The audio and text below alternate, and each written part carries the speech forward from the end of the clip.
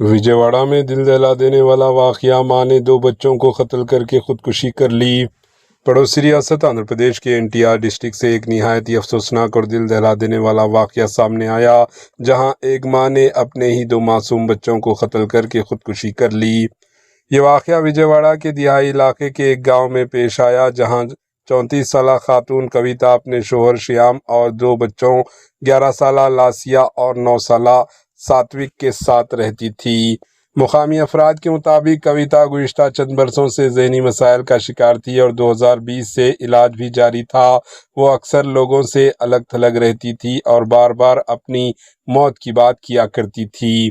اطلاعات کے مطابق اسی ذہنی دباؤ اور خوف کے عالم میں اس کے بعد بچوں کا کوئی خیال نہیں رکھا گیا۔ خاتون نے انتہائی قدم اٹھاتے ہوئے پہلے سوتے ہوئے بچوں کو دوپٹے سے گلا گھونٹ کر قتل کر دیا اور پھر خود بھی پھانسی لے گئی۔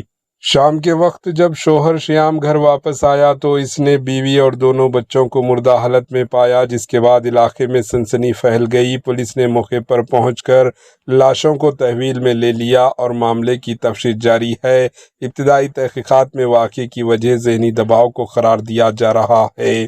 یہ واقعہ ایک بار پھر اس بات کی یاد دہانی کراتا ہے کہ ذہنی صحت کو سنجیدگی سے لینا کتنا ضروری ہے تاکہ ایسے حادثات سے بچا جا سکے۔ Bureau report, AHN news.